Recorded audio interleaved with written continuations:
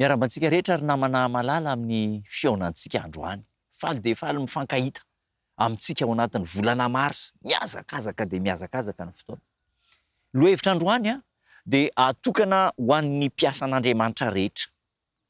Tsy ny mpiasan'Andriamanitra fotsiny fa ireo mpiasa any amin'ny orinasa maro isan-karazany. Lohevitra de manao milefitra amin'ny fanofanany resaka formation indray zany resantsika. Formation, fiofanana.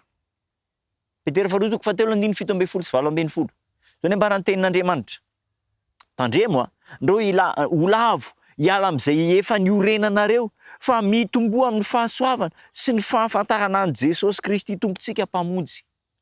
Mandefa fampitandrema, avertissement zany ny apôstôly Petera. Tandremo fa ndreo ho lavo miala amin'izay efa niorenanareo. Ina moa ny hevitra zany? Ny hoe lavo de izao. Miala amin'ny fahamarinana, miemotra zany apôstazia. Zay le hoe lavo. Mety hitombo vola amin'ny karena, hitombo voninahitra isika. Fa le fahamarinana izay noraisina tany elo, efa tsy ainana intsony. Miemotra isika. Miemotra rehefa olona manao ohatran'izany. Inona atao ary? Mitombo amin'ny fahasoavana sy ny fahalalana an' Jesosy Kristy tompontsika mpamonjy antsika. Mba hialana amin'ny fiemorana sy ny fahalavona ara-panahy zany, de tokony misy fitomboana, mitombo ara-panahy amin'ny fahafantarana an' Jesosy Kristy. Mitombo. Ahoana ny atao hoe mitombo? Ny mitombo efa nijerentsika fa mianatra ny tenin'Andriamanitra, mamonjy ny fotoam-bavaka. Ekena fa ao anatin'ny fotoana sarotra misy antsika, rotoroto lava, mety tsy hanana fotoana intsony fa ny olona mitombo ara-panahy dia tsy manao atsirambina ny fotoam-bavaka sy ny fianarana ny tenin'Andriamanitra. Tsy misy fialan-tsiny mihitsy eo amin'ny akamoana tsy fahatongavana famonjena ny fotoana an'Andriamanitra sy ny fianarana ny tenin'Andriamanitra. Tsy misy fialan-tsiny.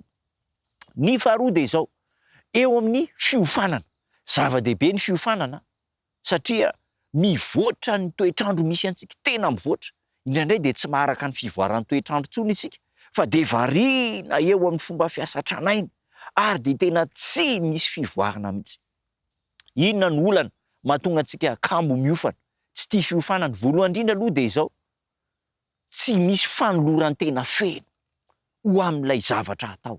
Tsisy fanoloran-tena feno ho amin'ilay zavatra atao. Mahita fialan-tsiny matetika rehefa tsy miofana. Mety tsy ho afaka isika amin'ireny fiofanana matetika amin'ny sesisesy ireny. Ara-dalàna zany satria misy zavatra manaminy, fa misy karazan'olona mandritra ny fiofanana rehetra mandritra ny taona de tsy tonga mihitsy. Tsy misy fanoloran-tena ho amin'ilay asan'Andriamanitra atao. Ny faharoa koa de izao, manao ambanin-javatra ilay fiofanana noho ny toe-javatra hafa.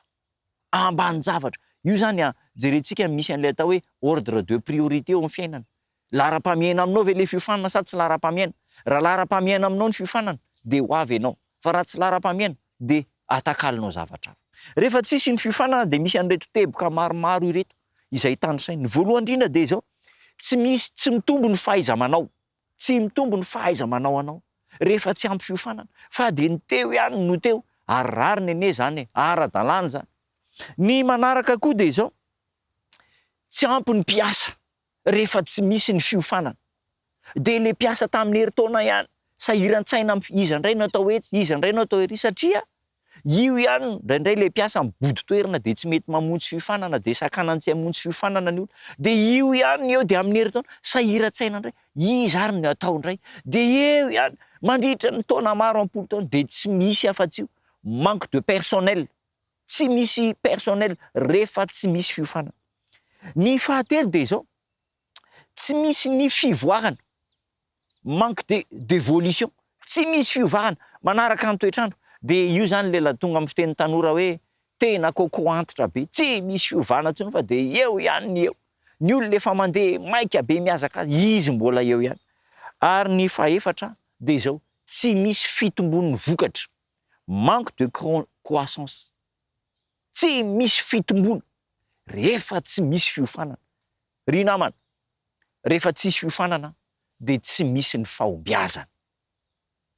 Rehefa tsy miofana de tsisy ny fahombiazana. Ka zany mahatonga ny apôstôly Petera hiteny manao hoe mitomboa amin'ny fahasoavana sy ny fahalalana an' Jesosy Kristy Tompo.